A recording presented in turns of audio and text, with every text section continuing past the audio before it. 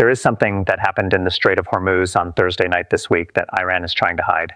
A 60-kilowatt energy beam locked onto the drone's frame at the speed of light. No warning, no sound, nothing at all. Sensors burned, structure fractured. And the Iranian-made drone, programmed and launched with the expectation of reaching a U.S. warship, fell into the Gulf of Oman like a piece of soulless molten metal. Not a single interceptor missile was fired. Cost a few dollars of electricity. This was not test footage. This was the night of May 7, 2026, less than 72 hours after Secretary of State Marco Rubio declared that Operation Epic Fury had officially ended. 3 lines of events unfolded simultaneously that night. USS Truxtun DDG-103, USS Rafael Peralta DDG-115, and USS Mason DDG-87 were transiting the strait westward toward the Gulf of Oman. Iran launched a coordinated 3-layer attack, the most intense since the ceasefire took effect. The U.S. responded with surgical strikes on 4 strategic targets in a single night, dismantling piece by piece the infrastructure that had just been used to attack them. CENTCOM confirmed it in a single sentence. U.S. forces has intercepted unprovoked Iranian attacks and responded with self-defense strikes as U.S. Navy-guided missile destroyers transited the Strait of Hormuz to the Gulf of Oman May 7. Not a single U.S. asset was lost. But tonight was not just another battle. This was the first real-world proof that America has just deployed an entirely new military doctrine. And that doctrine works. Stick with me, because once you understand what really happened in the Hormuz that Thursday night, you will understand why not only Iran, but every nation watching is having to recalculate from scratch. Before getting to the events of the night of May 7 in the following part, you need to understand what happened in the 38 days prior. Operation Epic Fury began on February 28. In 38 days, U.S. and Israeli coalition forces conducted nearly 900 airstrikes in just the first 12 hours, targeting missiles, air defense systems, military infrastructure, and Iranian leadership. The result declared by the White House when the campaign ended: more than 85% of Iran's defense industrial base was destroyed, all submarines were sunk, 150 warships were eliminated, and Iran's air force went from 30 to 100 sorties per day, down to exactly one number: 0. The ceasefire took effect on April 8, but a ceasefire in the Strait of Hormuz has never truly meant cease. Iran continued to harass commercial shipping, continued to warn vessels not to pass without Tehran's permission, continued to turn that narrow 21-mile strait into a global economic choke point. Hundreds of oil tankers were stuck in the Persian Gulf. Gas prices in the U.S. rose 52% from pre-war levels. Maritime trade through Hormuz, the route carrying 20% of the world's oil, froze completely. On May 4, Trump announced Project Freedom, a military campaign to escort commercial ships through the strait. Iran immediately declared this a violation of the ceasefire. Just one day after Project Freedom began, Trump suddenly paused the entire campaign. The reason revealed afterward: Saudi Arabia refused to allow the U.S. to use its bases and airspace to support Project Freedom, a move described as Riyadh's diplomatic leverage to pull Washington back to the negotiating table. It was a rare and public crack in the alliance, and Iran read it as a signal of weakness. On May 7, 3 U.S. destroyers continued the escort mission that Project Freedom had left unfinished. And Iran decided this was the moment to test once again whether their Hormuz denial doctrine still worked. The night of May 7 unfolded in a moment when both sides were measuring each other, measuring how much resolve the other still had, how much political space, and how many things had not yet been brought into real combat. To understand why Iran made that decision, you need to understand that geography is not just the backdrop of this conflict. Geography is the weapon. The Strait of Hormuz is 21 miles wide at its narrowest point. 20% of the world's oil, 20 million barrels per day, passes through that stretch of water. Any nation that controls that strait, or even just makes passage through it dangerous enough, holds an economic lever that can shake global markets. Iran understands this more deeply than anyone, and for 20 years they have built their entire military doctrine around a single idea that analysts call Hormuz denial. That doctrine rests on 3 pillars: anti-ship missiles deployed along the northern shore of the strait, low-cost drone swarms that can be produced in near-infinite numbers, and a fleet of high-speed vessels, what the military calls a mosquito fleet, hundreds of small, fast, highly maneuverable boats operating in swarm tactics from multiple directions at once. The core logic of Hormuz denial is not to defeat the U.S. Navy in a direct confrontation. Iran never thought they could do that. Its logic is to make passage through the strait so politically and militarily expensive that Washington has to recalculate. To implement that doctrine, Iran built 2 irreplaceable strategic bases. The first is Keshem Island, the largest island in the Persian Gulf, with an area of 500 kilometers squared, located right inside the strait, functioning like an unsinkable aircraft carrier. a staging platform for drones, a radar network for targeting anti-ship missiles, and underground bunkers housing high-speed vessels. The second is Bandar Abbas, Iran's largest commercial port and simultaneously the headquarters of the IRGC Navy. Two functions deliberately placed at the same coordinates, because attacking Bandar Abbas means attacking Iran's civilian economy, and that makes the decision to strike politically heavier for any adversary. That was the design, that was the trap, and for 20 years, it worked well enough for Iran to maintain its negotiating position. But on the night of May 7, Iran did not attack because they were confident. They attacked because they had no other choice. Project Freedom had just been paused after only one day, and the IRGC read that as a signal that America was wavering, that the alliance had cracks, that this was a narrow window of opportunity to prove that Hormuz denial still had teeth. Because if they could not prove it right now, when nuclear negotiation pressure was reaching a critical point, when the negotiating table was waiting, the IRGC would enter those talks with empty hands, with nothing to bargain with, nothing to threaten with. And that is when Iran opened fire. USS Truxtun DDG-103, USS Rafael Peralta DDG-115, and USS Mason DDG-87 began their westward journey through Hormuz, 3 guided missile destroyers moving in formation, heading toward the Gulf of Oman. Not even halfway through, when the 3 ships were in the most vulnerable position of the entire transit, unable to turn around quickly, unable to accelerate out, trapped between the Iranian coast to the north and the Omani coast to the south, in a stretch of water only 21 miles wide, Iran opened fire. Not 1 strike, not 2. 3 layers of attack were unleashed simultaneously in a coordinated sequence that had clearly been planned in advance.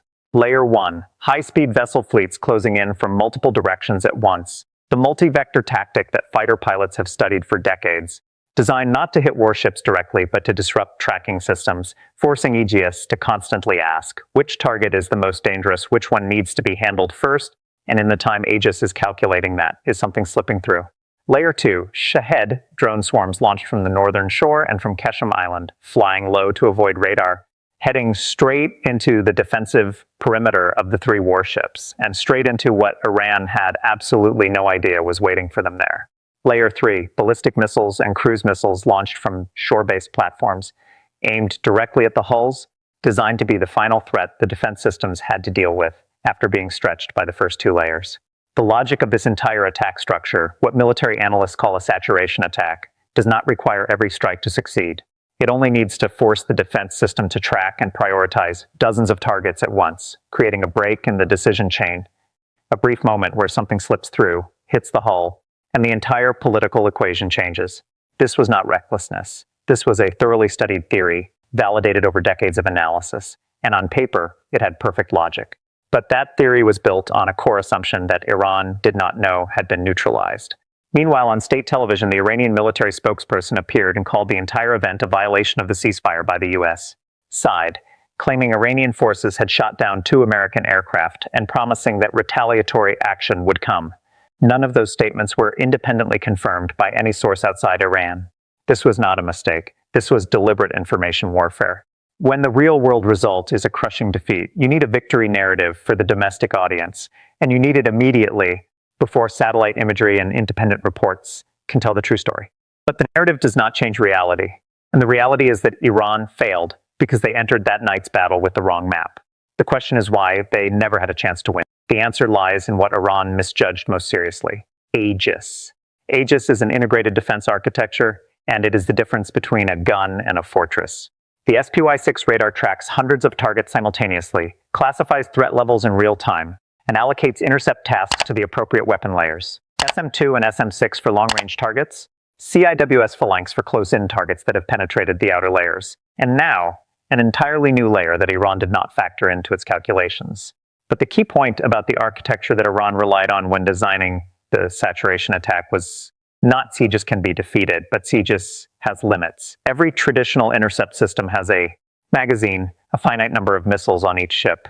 Saturation attack exploits exactly that limit, launching enough targets at once to force the system to run out of ammunition before running out of threats. That was the theory. And for decades, that theory had a real basis. But lasers have no magazine. Lasers have no ammunition to consume. Each activation costs a few seconds and a few dollars of electricity, and it can be reactivated immediately, with no limit on the number of times throughout the deployment period. The breaking point that Iran had calculated and staked their entire Hormuz denial doctrine on, the point where the number of targets exceeds intercept capacity, no longer existed. And while Aegis and the lasers handled the drones and missiles, a fourth defensive layer was operating in parallel that Iran also did not include in the equation. H-64 Apaches airborne throughout the Strait transit, not to intercept missiles, but to specifically handle the high-speed vessel fleets closing in from multiple directions. F-35's in all three variants, CA and B, F-18s and US.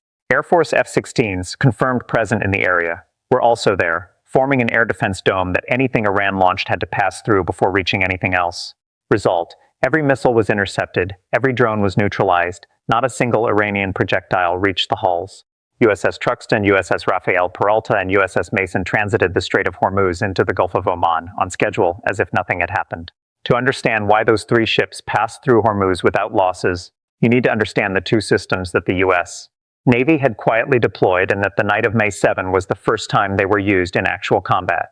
The first system is Odin, Optical Dazzling Interdictor, designated ANSEEK-4, classified as a soft kill system. Odin does not destroy the drone. Odin blinds the drone.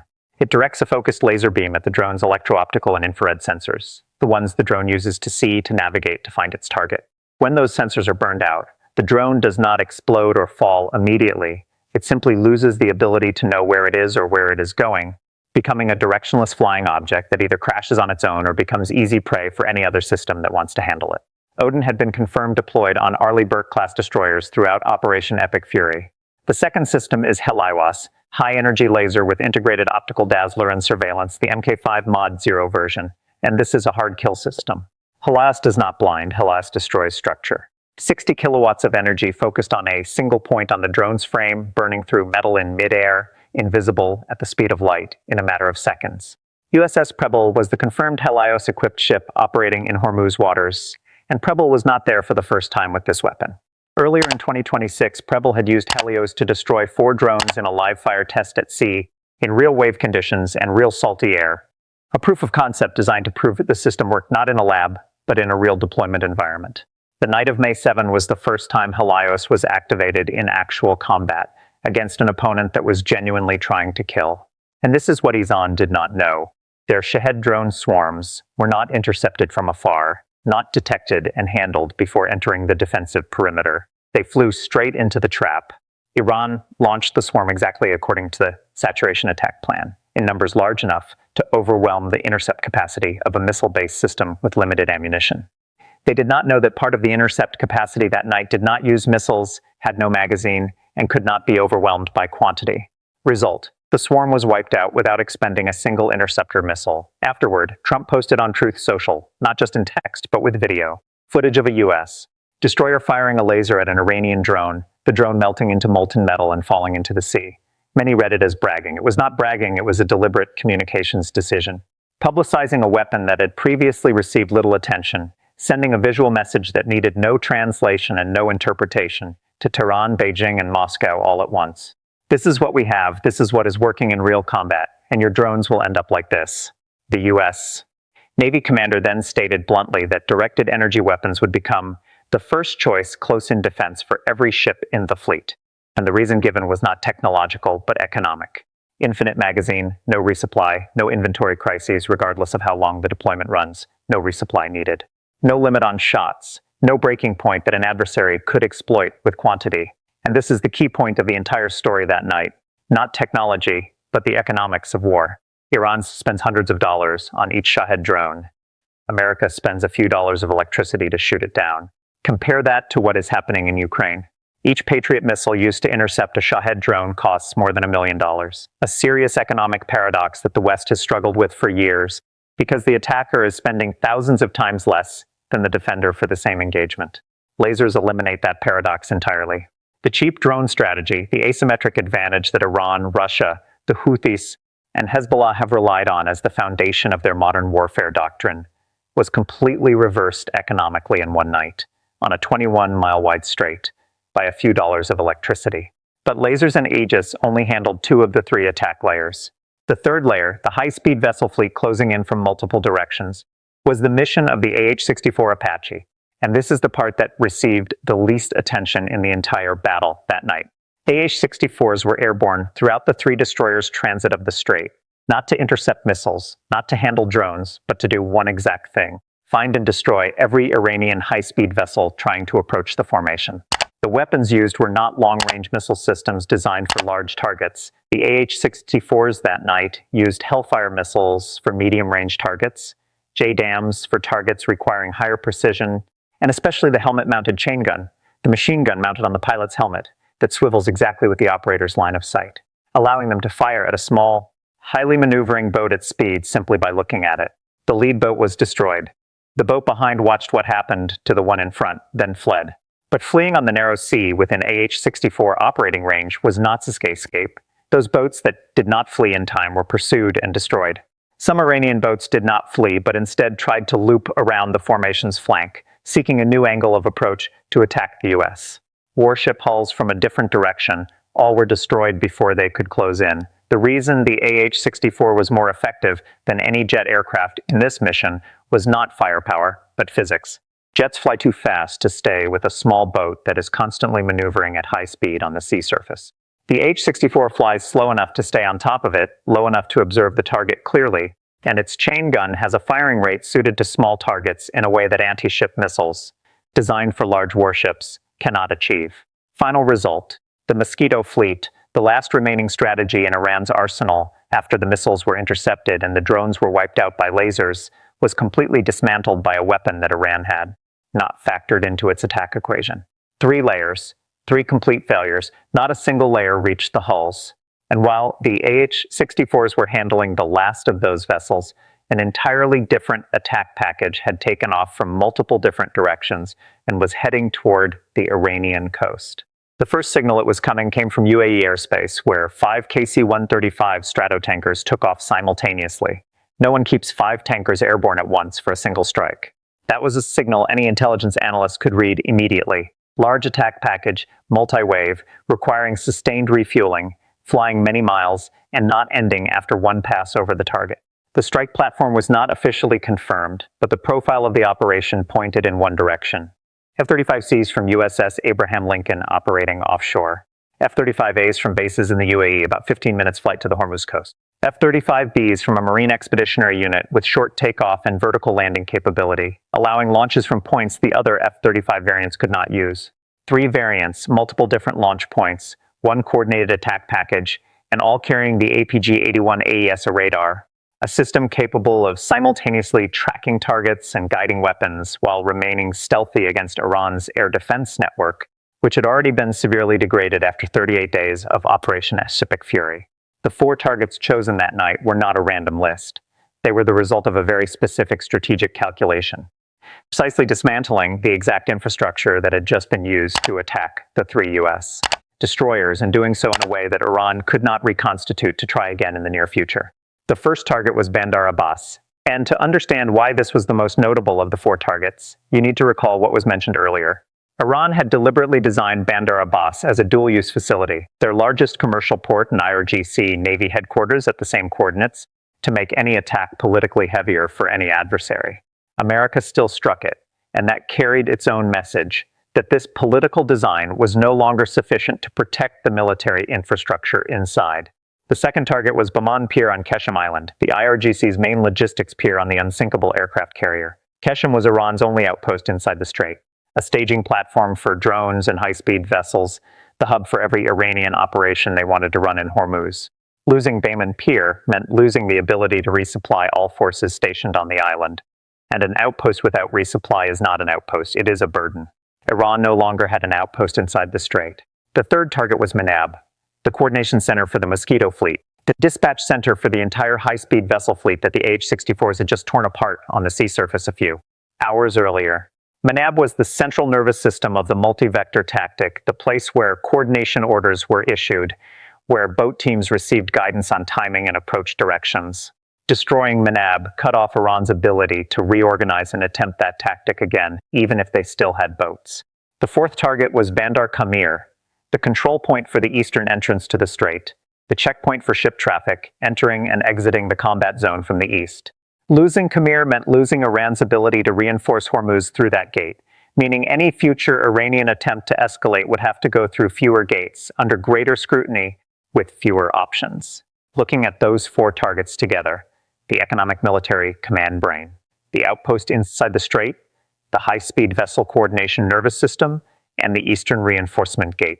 This was precise surgical removal, not retaliation, not an emotional message, but systematic dismantling of the exact infrastructure that had just attacked America piece by piece in a single night. Trump called it a love tap, and diplomatically that name had its own reasons. But strategically, what happened to those four locations on the night of May 7 was anything but gentle. But Hormuz was not the only battlefield that night. Tehran made a decision to expand the battlefield in a direction that was strategically the most serious mistake they could have made that night. Iran fired ballistic missiles at the UAE, a direct retaliation for the three U.S. warships successfully transiting Hormuz, a strike designed to send the message that Gulf states facilitating America would pay a price. At the same time, Iran fired 4 cruise missiles into UAE territory. 3 were intercepted by UAE air defenses. 1 fell into the sea before reaching its target. Iran attacked an 80 NOC oil tanker operating in the Gulf, and a South Korean ship was hit in its engine room by an Iranian missile while trying to cross the strait, an incident that prompted Seoul to publicly state it was considering joining project. Freedom, a country with no direct military interest in the region, but with 26 ships stuck in the Persian Gulf. The UAE did not respond with diplomatic statements. The UAE activated its air defense systems, a real military action by a country not directly at war. A line that once crossed cannot be pretended never happened. Afterward, the UAE officially established a national committee to systematically document all of Iran's aggressive actions and the resulting damage, not an emotional reaction, but the building of a legal and diplomatic record designed for future moves. The Gulf Cooperation Council officially condemned Iran, and this is the core strategic paradox of that decision to expand the battlefield. Iran attacked the UAE expecting to fracture the coalition, to force Gulf states to recalculate the cost of standing with America. But the result was the exact opposite. When you directly attack the territory and assets of nations trying to maintain neutrality, you leave them no choice but to pick a side, and no nation in the Gulf will choose the side of the one that just fired missiles at them. The coalition did not fracture that night. It was hardening, with every Iranian missile fired outside Hormuz. And while all of that was happening, Donald Trump posted on Truth Social, "No damage done to the 3 destroyers, but great damage done to the Iranian attackers." Then he called the entire counterstrike on the 4 Iranian strategic targets a nice little love tap, and warned that that other hand would not be as gentle if Iran did not sign a deal. Along with it was the laser video we mentioned earlier, footage of the Iranian drone melting and falling into the sea, posted publicly not because Trump liked showing off technology, but because a visual image sends a message to Tehran, Beijing, and Moscow faster and clearer than any diplomatic statement. But to understand why it was a love tap and not a decisive response, not overwhelming retaliation, you need to read it as a multi-layered diplomatic tool. For European allies pressuring Washington to restrain escalation, love tap signaled that America had not crossed the point of no return, that the negotiating table was still open, that this was not a return to all-out war. For Iran, the exact opposite message: this was America's minimum response, not its maximum. And the gap between love tap and that other hand is a gap that Tehran needs to calculate very carefully before firing again. For China and Russia watching, love tap was proof that America controlled the pace of its own escalation, was not being dragged into emotional reactions, and could sustain calculated pressure over a long period. The legal context surrounding that night was also not simple. Rubio on May 5 declared Operation Epic Fury had ended. Hegseth affirmed the ceasefire was still in effect. Trump responded to ABC News with exactly one sentence: "The ceasefire is still in effect." Those 3 statements created a legal gray area that Iran was systematically exploiting, attacking large enough to cause damage and send a message, but not large enough to be called a complete violation under any definition Washington had announced. Meanwhile, global financial markets had rendered their own verdict without waiting for any side's statement. Brent oil prices actually went down despite Iran's repeated threats to completely close Hormuz. The market did not believe Iran still had the capacity to enforce that threat, and markets are often right earlier than political analysts. Behind the scenes, Pakistan was leading a diplomatic reconciliation effort with a peacekeeping being explored. A 30-day ceasefire combined with comprehensive negotiations on Hormuz, the nuclear program, and sanctions.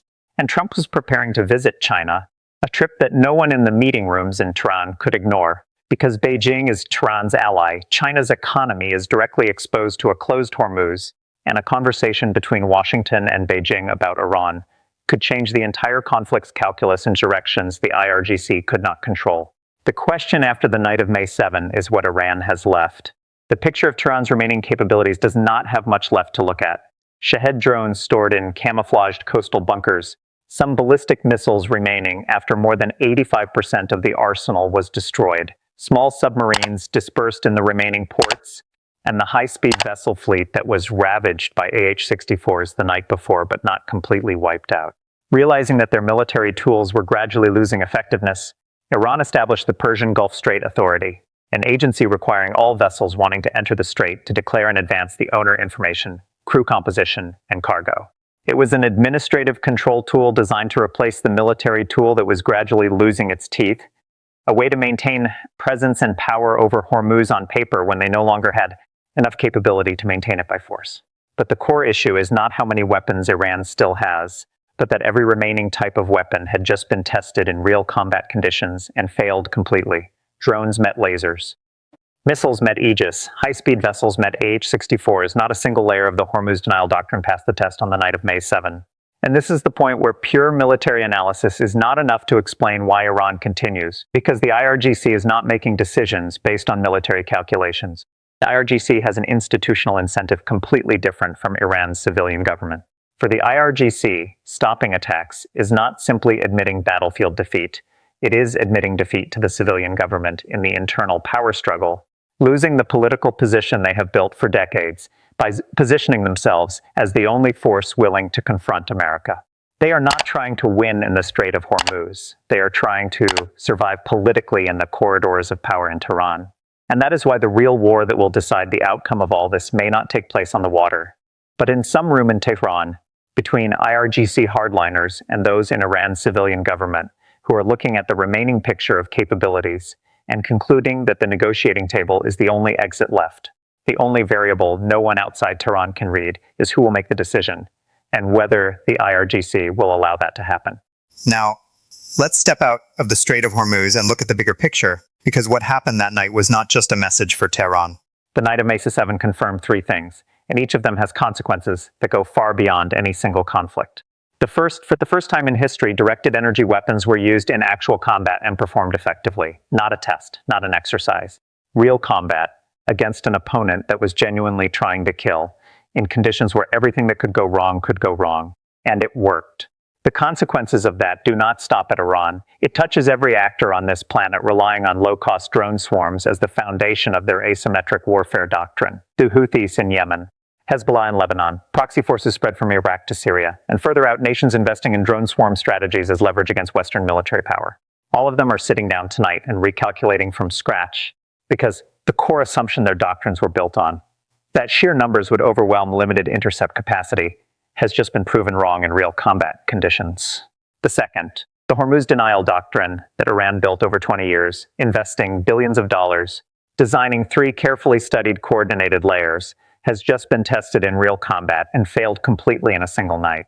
Not partial failure, not failure in one layer while another worked. The entire 3-layer attack launched simultaneously. Drones, missiles, high-speed vessels were all neutralized before reaching anything. The third, the coalition that Iran expected to fracture under the pressure of expanded attacks did not fracture. It is hardening. The UAE activated air defenses and built a systematic legal record. Saudi Arabia and Kuwait, although they temporarily withdrew, says Project Freedom, remain in the alliance. The GCC officially condemned Iran. Every Iranian missile fired outside Hormuz toward the Gulf states is not dividing the coalition. It is welding shut the cracks Iran hoped to exploit. Iran is gradually being isolated, not America. And the 2 most important observers watching all of this are not in the Middle East. Russia, the nation that has exported air defense systems and asymmetric drone doctrine to dozens of allies, is rerunning threat assessments for its entire military export portfolio. China, the nation looking at the Indo-Pacific and calculating the costs of a potential conflict with America in another narrow strait, is drawing its own lessons from what happened in Hormuz on the night of May 7. That night was not just a message for Tehran. It was real-world combat data that every military power on this planet needed, and now all have. Going forward, Iran no longer has the capability to maintain meaningful military pressure in the Strait of Hormuz. Pakistan is brokering a 30-day negotiating framework. Trump is preparing to visit China, and a conversation between Washington and Beijing about Iran in the context of China's economy suffering direct losses from a closed Hormuz, could be the decisive variable that no one in the IRGC meeting rooms controls. The question is no longer whether there will be negotiations. The question is whether the IRGC will allow Iran's civilian government to sit down and sign. And the answer to that question will not come from Hormuz, it will come from Tehran. Remember the first image from this video, a 60 kilowatt energy beam, a few seconds, a few dollars of electricity, and an Iranian drone falling into the Gulf of Oman with not a single interceptor missile fired. The question Tehran needs to answer is not how to deal with that laser. The question is how many other things they do not know are waiting for them, and whether they have enough time to figure out the answers before facing them on the battlefield again. If analyses like this are valuable to you, please hit subscribe so you don't miss any videos, because this conflict is not over and we will continue breaking down every development together. Thank you for staying until the end. See you in the next video.